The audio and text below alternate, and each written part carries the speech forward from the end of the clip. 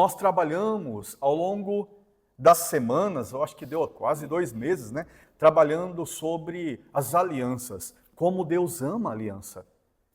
Deus ama as alianças e estabeleceu alianças desde antes de Adão. É assim a nossa compreensão. E foi trazendo aliança, administrando o pacto, o compromisso com um plano supremo de salvação. Ele administrou de várias maneiras até que chegou o clímax, o ponto alto do sentido de todas as demais alianças, que é a aliança por meio do sangue de Jesus Cristo. Nós somos a geração, vamos chamar assim, a geração, né? Ainda que essa geração tenha 2000 anos, mas somos tão privilegiados, irmãos, em não caminharmos nas sombras, mas caminharmos na essência, no sentido. As pessoas caminharam, muitos, na aliança que Deus firmou com Abraão, na aliança que Deus firmou com Moisés, até com Davi.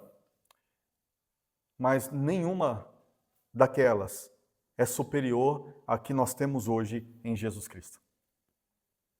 Para nós iniciarmos esse conteúdo de família da aliança, sabendo que o Senhor ama a aliança com o seu povo por meio de Jesus Cristo. E assim, por nos amar e nos chamar agora de seus filhos, Ele tem prazer e Ele tem objetivo em abençoar as nossas famílias. Amém? O Senhor quer abençoar as nossas casas. O Senhor quer que nós tenhamos casamentos sadios. O Senhor quer que nós tenhamos filhos crescendo no seu temor. E aprender sobre o valor e os princípios bíblicos da família cristã, para nós é uma necessidade, um dever, uma prudência. E é isso que nós faremos nas próximas semanas, tá bom? Então, abra o seu coração. Talvez assuntos aqui você já conheça, mas eu estava estudando exatamente aquilo que já ouvi tantas vezes, mas que no estudar, no retomar os versículos, no acomodar esse conteúdo no coração, eu me vi mais fortalecido para a minha família e para a igreja do Senhor. Amém? Vamos nos animar e motivar nisso, e eu acho que tem alguma família em Biquinhas precisando desse conteúdo. Deve ter. E aí você pode ser instrumento nas mãos do Redentor para que essa família esteja conosco, aprendendo sobre o que Deus pensa e quer de famílias cristãs. O Alisson colocou a introdução, né? O estudo cuidadoso do tema, casamento à luz das Escrituras Sagradas, é fundamental para a nossa geração, tendo em vista o aumento da taxa de divórcios, inclusive entre os evangélicos. Isso é triste. Famílias cristãs estão vivendo muito da cultura do nosso tempo e nas crises tem o divórcio como alternativa. E nós não pensamos dessa maneira. Nós temos o casamento como algo que deve ser preservado, continuado. E os casamentos que vivem, casamento entre cristãos, que vivem em crise, é porque o pecado está ali no meio. Não tem outra coisa. E eu, na minha vida e no meu casamento, eu identifico isso? Como não? Eu identifico que em momentos na minha posição como marido, o pecado tá ali. Pode ser uma grosseria, não é verdade? Pode ser uma irritabilidade, uma falta de paciência. Eu não falo que tenho isso no meu cotidiano, não pense assim. Mas volta e meia eu vejo que o pecado está ali. O que a gente tem que fazer? Divorciar, não é verdade? Não. Você tem que resolver o seu problema. E aí, eu não vou falar um A da Rafa aqui, eu não sou doido. Mas eu identifico. Em algum momento, nós identificamos em nós mesmos e também no cônjuge uma necessidade de ajuste da fé, da santificação, da busca do Senhor, do fortalecimento da fé. Para quê? para que o casamento tenha harmonia. Ninguém está escandalizado aqui não, né? Todos nós, irmãos, precisamos investir no casamento. E o investimento primário no casamento é como eu sou, de fato, na minha vida conjugal, na minha vida familiar, como eu me apresento, como eu estou como marido, como pai, diante de Deus. Lembre-se, Deus sempre é o centro. Às vezes a sua esposa está te amando, você está maravilhoso. Você está maravilhoso, seu marido está gostando muito. E Deus? Ele está gostando das razões que um ou ao outro estão trazendo satisfação e uma suposta alegria? Ou temporária alegria? Tudo isso para nós é razão de estudo, irmãos. Passando aqui para o ponto número 1, o que é o casamento para nós? Uma aliança espiritual. Algo muito, muito sério. Está calor, irmãos? Não? É aqui que eu sofro. Uma aliança espiritual. Duas pessoas compromissadas diante de Deus. Então, nosso fundamento bíblico para o casamento é duas pessoas, um homem e uma mulher, compromissados diante de Deus sobre tudo, irmãos.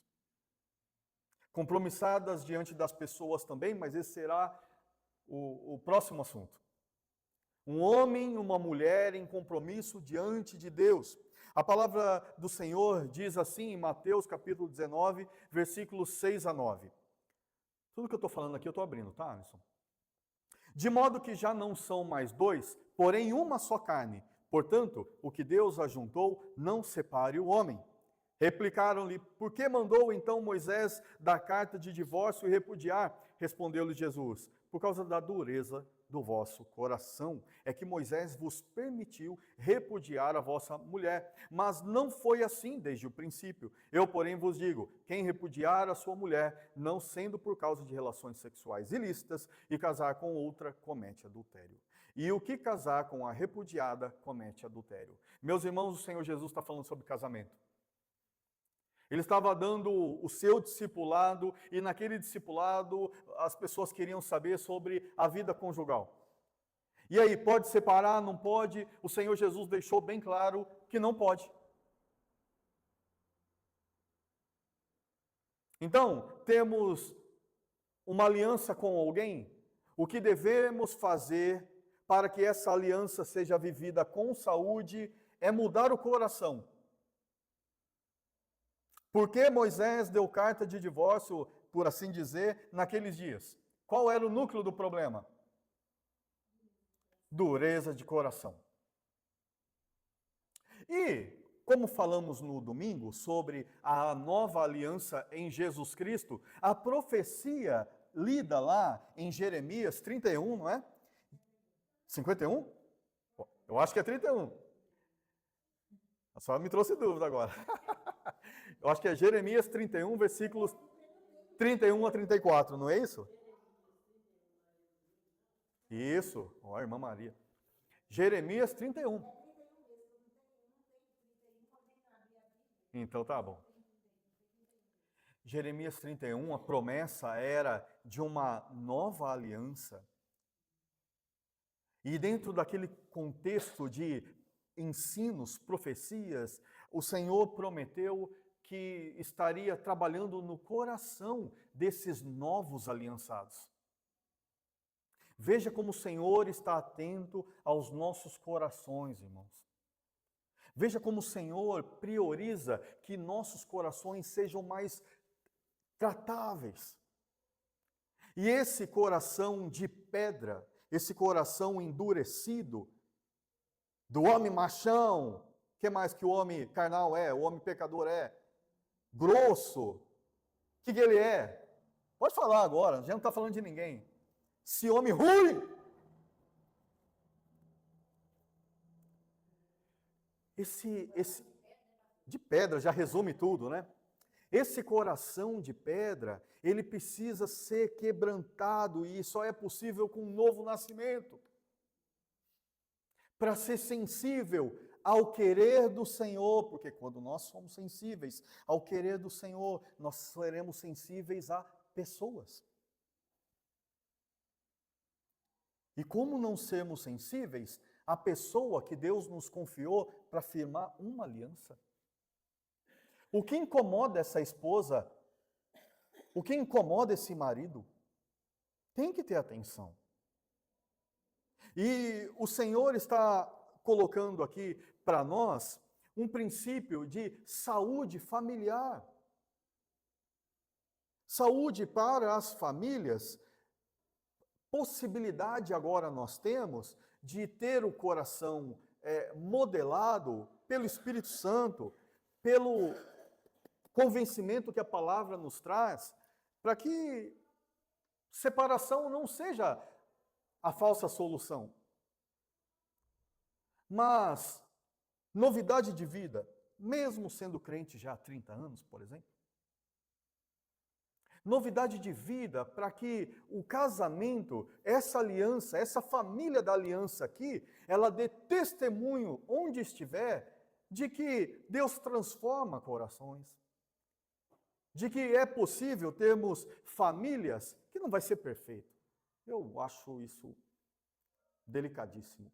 A gente querer extrair perfeição de algum casamento, de dois pecadores que vivem junto.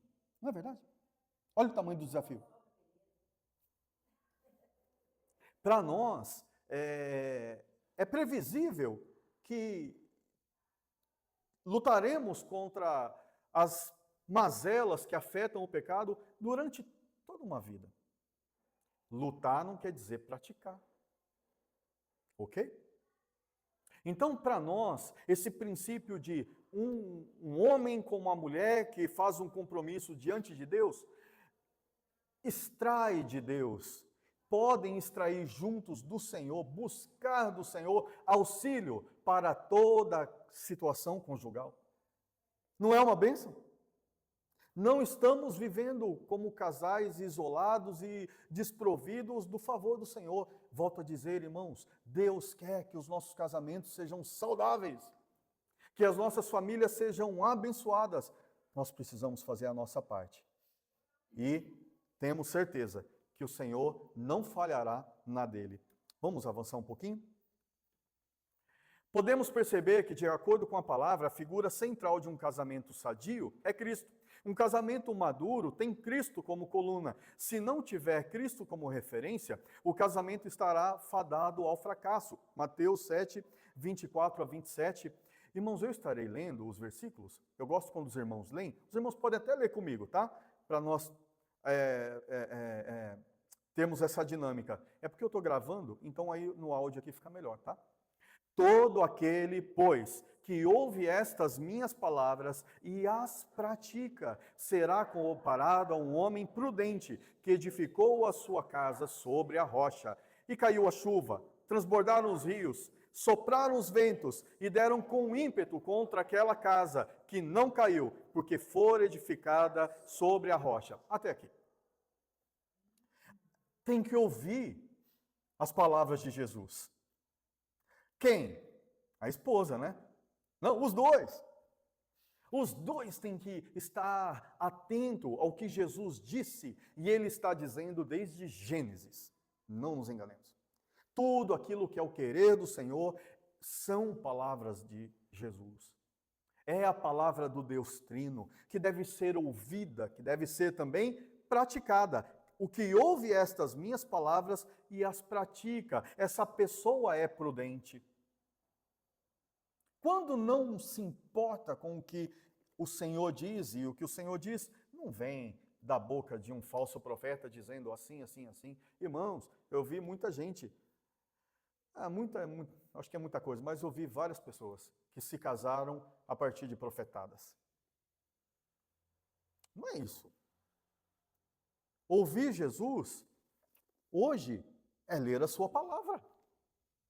Completamente suficiente é a palavra do Senhor para nortear em vitória, em êxito, os nossos casamentos, nossas vidas.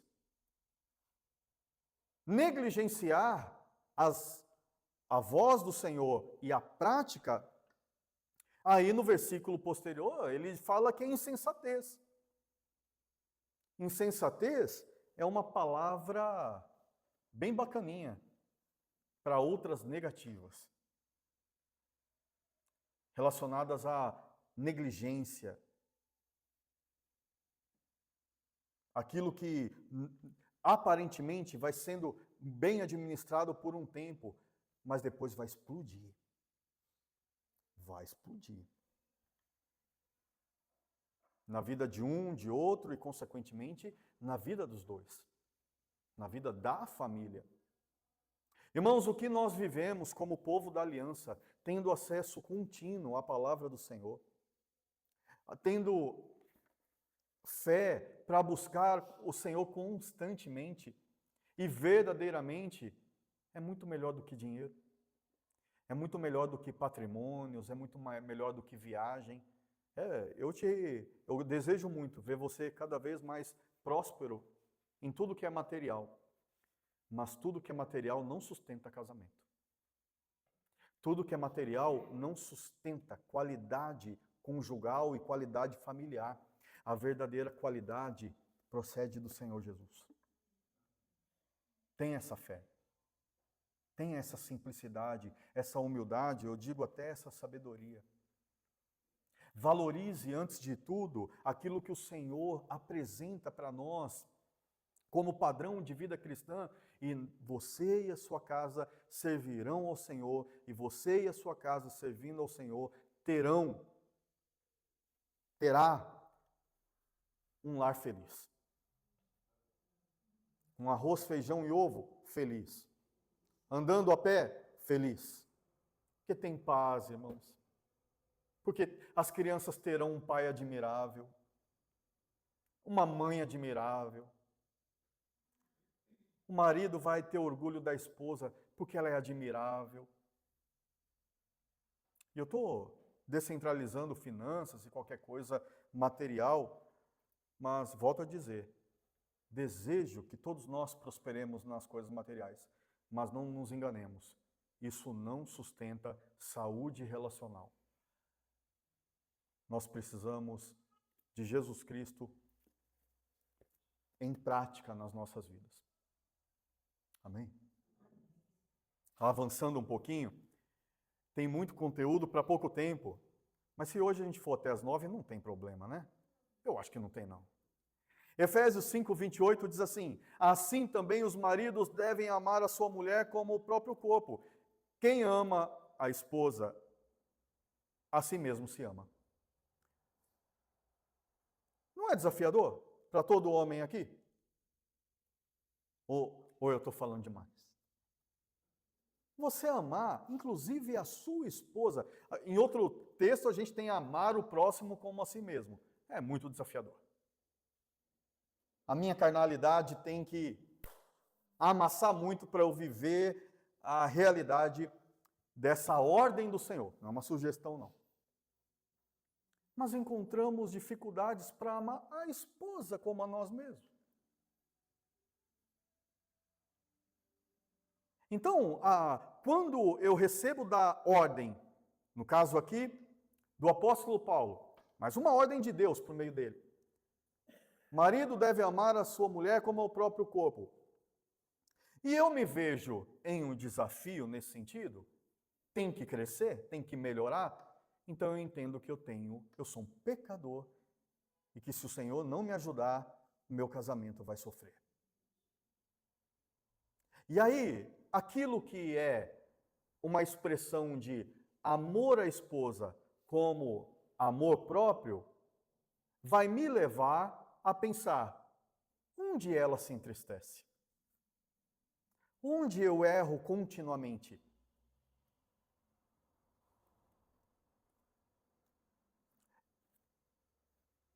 Porque quem ama a sua esposa, a si mesmo se ama. Por quê? Se eu estiver muito bem aqui, por exemplo, eu gosto de instrumento. E qualquer instrumento que eu tenho um violão, uma guitarra, um contrabaixo. É tudo instrumento de entrada. Sabe o que é de entrada? Os mais baratinhos. Mas se eu buscar o instrumento do sonho, aí a Rafa vai ser deixada de lado. Porque o que eu tenho de renda não me permite realizar a minha satisfação e deixar ela para trás. Então, dentro de uma realidade familiar e possibilidade, eu converso com ela sobre aquilo que eu quero ter, aquilo que é possível ter.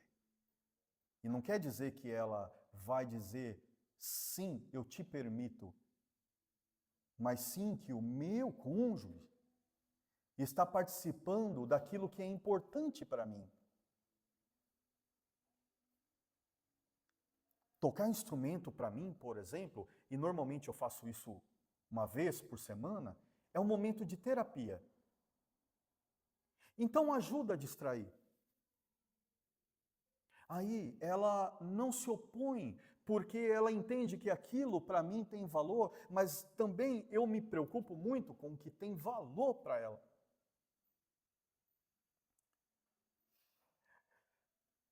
Porque se eu comprar o contrabaixo Warwick, que é o meu sonho, se vocês quiserem realizar meu sonho, ele custa 20 mil. Eu acho que eu nunca terei um Warwick. Se eu tiver que gastar 20 mil num instrumento, eu não vivo, não sou profissional da música para comprar um instrumento tão caro assim. Não vejo necessidade. Mas se falar assim de é algo que eu acho lindo, maravilhoso, todo o material, o som que sai dele, eu gostaria muito.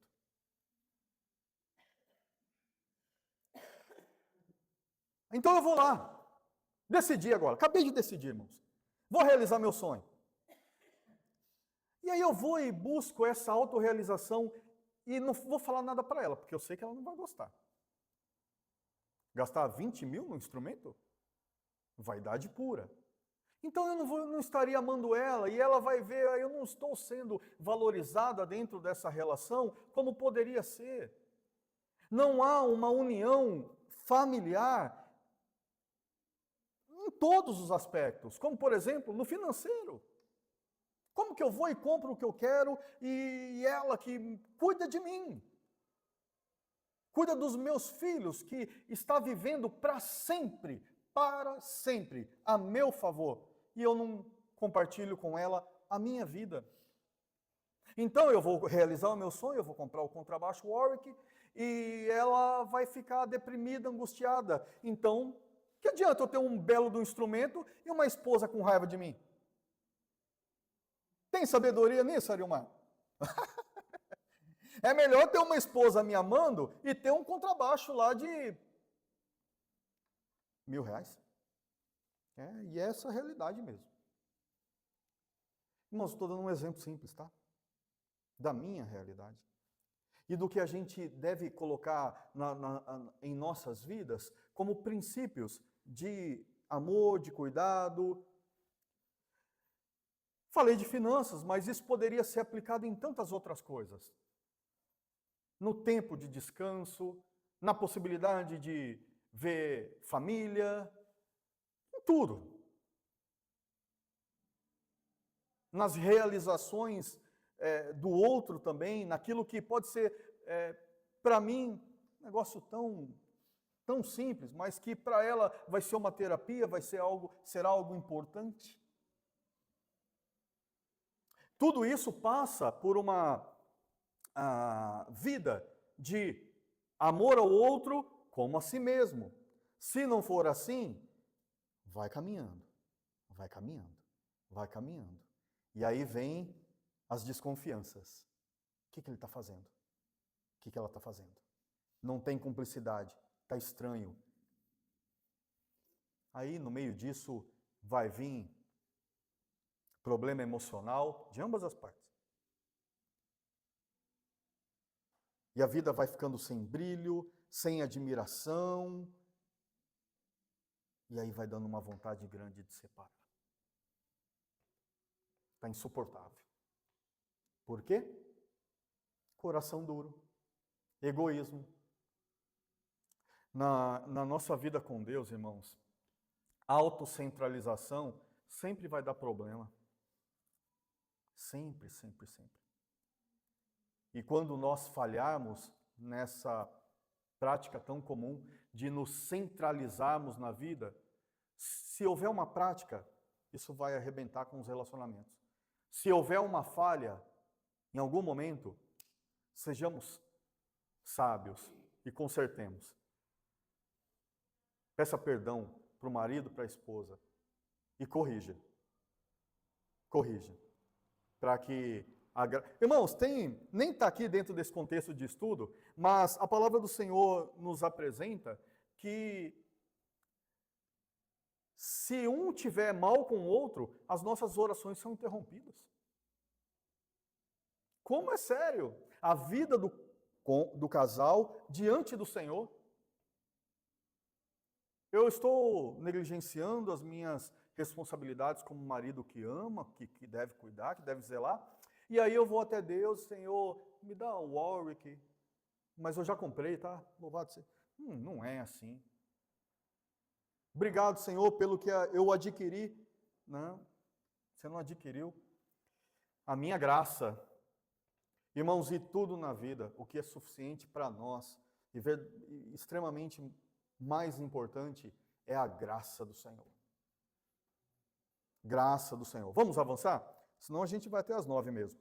Tito 2, 3, 5. Vamos ler? Quanto às mulheres idosas, semelhantemente, que sejam sérias em seu proceder, não caluniadoras, não escravizadas a muito vinho, sejam mestras do bem, a fim de instruírem as jovens casadas a amarem ao marido e a seus filhos, a serem sensatas, honestas, boas donas de casa, bondosas, sujeitas ao marido, para que a palavra de Deus não seja difamada. No nosso tempo isso aqui é tão rejeitado.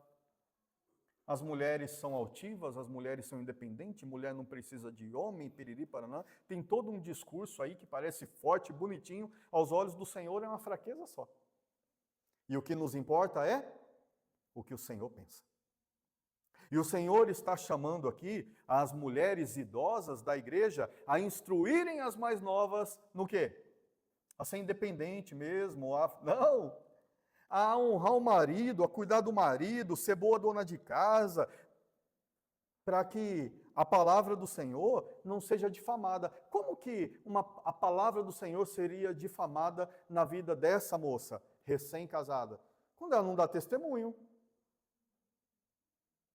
Não é boa dona de casa, não cuida direito dos filhos, não testemunha amor ao marido, não testemunha atenção aquilo que Deus confiou ao marido, o seu trabalho, suas responsabilidades, tudo, absolutamente tudo. Vai vivendo um para lá e um para cá. Vamos falar sobre isso um pouco mais à frente, mas eu trouxe isso aqui de imediato, porque a mulher tem que estar sujeita ao marido em tudo, quando o assunto é princípios. Nós não nos vingamos quando amamos o outro. Vingancinha no casamento é muito comum. E isso só traz desgraça. Nunca que uma postura de vingança vai melhorar uma relação. Ou vai consertar uma relação. Para nós, tudo isso é razão de atenção, irmãos, que precisa de atenção. E, por exemplo, o apóstolo Paulo orienta aqui Tito a orientar que as mulheres mais experientes estejam orientando as casadas recentemente a fazer a coisa certa. Por quê? Porque todo mundo precisa de instrução. Todo mundo precisa de discipulado, todo mundo precisa ser direcionado a viver fora do seu ego. Se você se aconselha com alguém e esse alguém só diz o que você gostaria de ouvir, eu te sugiro trocar de conselheiro. Se você vier conversar comigo, eu acho que eu não vou falar só o que você gostaria de ouvir. Sabe por quê? Porque a Bíblia não fala só o que a gente gostaria. A Bíblia, quando nós vamos até ela buscar aconselhamento, ela fala sobre as nossas verdades. E é bem possível que em situações de crise, por exemplo, a nossa verdade seja: se arrependa. Deixe de ser assim, deixe de agir assim, não se vingue, que isso só vai piorar. Vamos avançar, irmãos? Alguém quer perguntar algo? Ninguém. Uma aliança social. Nós vamos concluir nesse conteúdo de aliança social, tá bom? Um compromisso diante de pessoas testemunhas. Desde o início, a palavra do Senhor nos mostra que o homem vai deixar pai e mãe para se unir com quem? Com a sua mulher. Então, os dois se tornam uma só carne, e quando o homem deixa a sua casa, seu pai, sua mãe, a moça deixa o seu pai, a sua mãe, esse casal se une diante de Deus e temos então testemunhas, porque essa união deve se estabelecer sempre com testemunhas. Casamento, na palavra do Senhor, não pode ser confundido com ajuntamento. Ajuntamento não tem testemunha, não tem registro, principalmente na nossa cultura, nosso tempo. Naqueles dias lá, o casamento já era algo celebrado, comemorado, testemunhado, planejado. E para nós isso é um princípio, testemunhas acompanhando aquela união, então tem uma aliança social aí em andamento. E esse deixar pai e mãe é simbolizado nas cerimônias, em diversas culturas, em todas as épocas, pela entrega da noiva pelo pai. Não é assim que acontece no casamento? Quando eu me casei com a Rafa, o meu sogro trouxe ela para mim. Tinha um monte de padrinho desse lado, um monte de padrinho desse lado, testemunhas. No casamento civil, testemunhas. Assim é para nós um padrão bíblico da união. Quem não casa com celebração, com a cerimônia, não peca não, viu, irmãos? Fique em paz se alguém aqui passou por isso. Mas a organização do casamento, com o registro, com testemunhas e também com essa atenção à vontade do Senhor, para nós é princípio. Nós não negociamos. Então, para que os irmãos saibam, o ajuntamento para nós não é casamento. A união estável, também não. A união estável registrada em cartório, também não. Registra a união estável, por que não casa? Por que o querer do Senhor não está melhor desenvolvido aí nesse relacionamento? Coisa para se discutir com o casal, apresentar para que haja organização e esse casal desfrute dos favores do Senhor nessa união.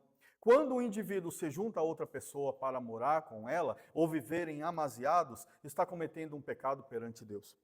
Pois o padrão da palavra é que os indivíduos passem por um processo de reconhecimento social, seja por meio de testemunhas ou fórmulas semelhantes. Isso aqui nos instrui, irmãos, a valorizarmos o casamento. Não tenhamos o caminho da praticidade como algo normal e aprovado. Casamento é cortejo, casamento é conhecimento um ao outro, é planejamento. Casamento deve ser para nós, de fato, algo que a igreja se alegra. E a igreja vai se alegrar porque a palavra do Senhor está em harmonia com aquilo que está sendo oficializado na vida de ambos. Princípios para nós que expressam temor ao Senhor da aliança. E quanto mais o tempo passa, mais isso vai sendo pressionado para que seja aprovado. E eu falo isso do pragmatismo de não preservar padrões que testemunham algo coerente, em harmonia com as Escrituras. E nós precisamos nos convencer, sermos cada vez mais convencidos de que o padrão do Senhor é outro. É outro. Precisa ser muito bem atendido. Alguns casamentos sofrem porque um dos cônjuges não compreende bem esse processo. Algumas esposas, por exemplo, não conseguem desvencilhar-se da dependência de sua mãe. Alguns esposos permitem que seus familiares interfiram em sua nova família. Passando desse contexto da união para a vivência desse casal, há uma necessidade muito grande, irmãos, de que o homem priorize a esposa daqui para frente. E a esposa o marido. Uma das coisas que eu muito ouvi na minha preparação, curso de noivos, antes de casar eu tive um curso preparatório. E nesse curso se contava o que é comum. O rapaz sai do trabalho, mas antes de chegar em casa, e a esposa está em casa, preparando a janta. Aí ele passa na casa da mamãe. Passou na casa da mamãe, a mamãe fez a comidinha que ele gosta. Aí ele ficou com a barriguinha cheia. Aí ele chega em casa, e a esposa que estava lá esperando, que preparou, tem a enorme frustração, porque o meninão passou na casa da mamãe e não combinou, não fez nada, e priorizou a mãe e não a esposa que estava lá em casa esperando. Não pode. Acontece ao contrário? Acontece também. Priorizar os pais e irmãos e qualquer outro do contexto familiar em algo que vai incomodar ou atrapalhar o marido. Para nós isso é fraqueza, é imaturidade. Quando os dois se uniram para viver um para o outro. A prioridade agora é essa nova família que se uniu, que foram feitos agora uma só carne diante de Deus, que deixaram pais e mãe, pais, cada um com seus pais, foram deixados agora para viver uma nova família diante do Senhor. Então não pode ficar menosprezando a esposa ou o marido e dando atenção em primazia a outros. Às vezes não é com familiares, é com amigos. Não funciona, irmãos. É ego, coração duro. Precisa de arrependimento. Vai ter um evento lá no ambiente de trabalho. Um dos cônjuges. Vai ter um evento lá. O marido falou, não quero que você vá. Ou a esposa falou, nesse evento aí não dá não. Não quero que você vá, não. Aí a pessoa esperneia, porque eu quero, você não se importa comigo, paraná, paraná, paraná. Ambiente mundano. Festinha de ambiente de pessoas que não temem ao Senhor, e alguém aqui da aliança está dizendo, não vai. Ambiente ruim e tal. Aí a outra esperneia, porque quer priorizar, estar na frente de outros, quer agradar a outros, e não esse aqui, crise, fraqueza. Então, para nós concluirmos essa parte, simples assim. E a igreja tem que falar disso. Nós precisamos tratar sobre o todo de uma vida conjugal. Mas, a princípio, dentro do que nós absorvemos aqui nesse tempo, irmãos, para aplicação no nosso dia a dia. Que Deus dê graça primeiro para nós mesmos, para nós identificarmos a dureza do nosso coração.